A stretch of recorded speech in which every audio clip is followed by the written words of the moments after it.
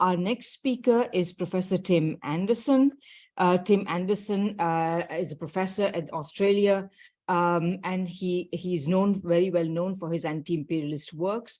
His most recent books are Land and Livelihoods in Papua New Guinea, The Dirty War on Syria, which has been translated into 10 languages, and Axis of Resistance Towards an Independent Middle East.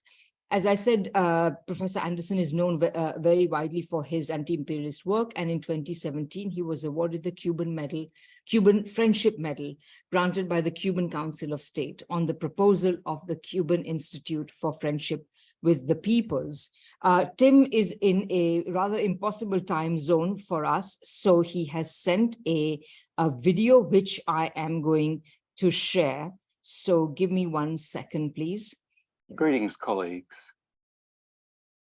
On the end of US attempts at hegemony over West Asia, I'd like to say a few words in basically 3 themes. The first is the singularity of the wars in West Asia. The second is the essential ingredient of resistance. And the third is the need for a regional alliance.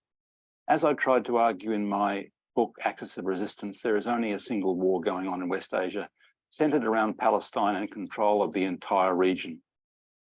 It's important to look at the links between all these wars as they cut through the various false pretexts for the invasions of Afghanistan and Iraq, for the proxy wars against Libya and Syria and Yemen, for example.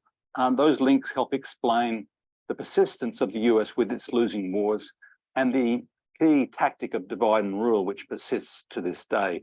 The attempts to keep the various sections of the axis of resistance apart and to divide the resistance in every way possible. It also points to the need for unifying that resistance, and resistance is the key to getting rid of the US presence in this region. Locally, regionally, and in terms of solidarity, resistance is at the root of what is going to break the Israeli colony. Without resistance, there would be no Palestine.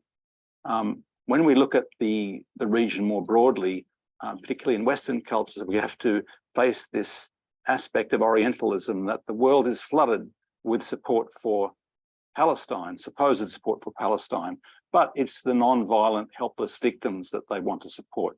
As soon as Palestinians lift a hand in to resist the colonization, the brutalization, the land theft, the apartheid, they are condemned as being terrorists or whatever other name there.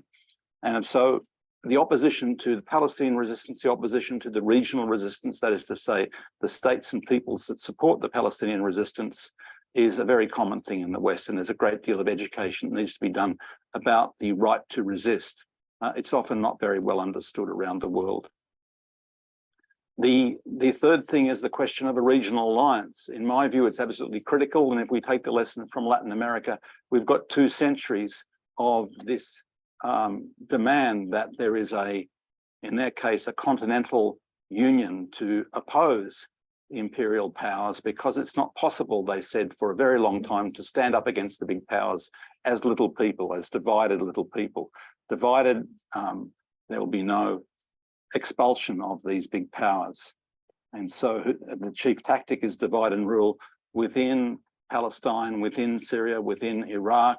The attempts, when they can't overthrow a state like in Iran, they will surround it with proxies and separatists and various types of forces to try and weaken and divide those countries. They will try everything they can to divide the resistance in Lebanon from Syria, and Syria from Iraq, and Syria from Iran, for example.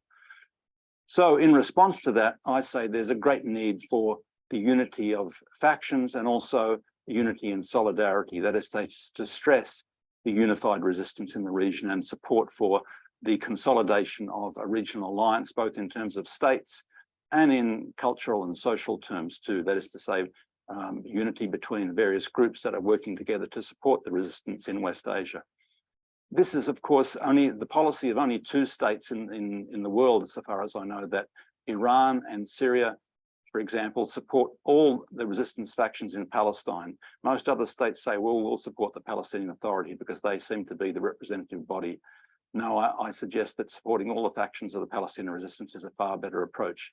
And that means a strategic regional alliance based on common principles, based on a strategy for pursuing the goals of the resistance is important. It doesn't mean adopting models. It doesn't mean to say that those supporting the resistance have to support the guardianship principle or oppose the guardianship principle in Iran. There are different states. There's pluralist Syria. There's a long-term alliance that doesn't require the submission to a particular model, but it does require a strategic alliance with shared principles, shared values, and shared key objectives. And I say that's the only way to prevent imperial incursions, even if the big powers are defeated in this current round of wars, the new Middle East wars, as it was called by Condoleezza Rice some 16, 17 years ago. It's a necessary combination, the unity of the factions. So let's recognize that there is a single war in the region, that resistance is the key to defeating it, and a regional alliance of states and peoples, but also of social and cultural groups is very important. That's my thoughts. Thank you. I'm Michael Hudson. I'm appearing here for the International Manifesto Group. If you like this video and ones like it, please subscribe. For more information, go to the address on the screen.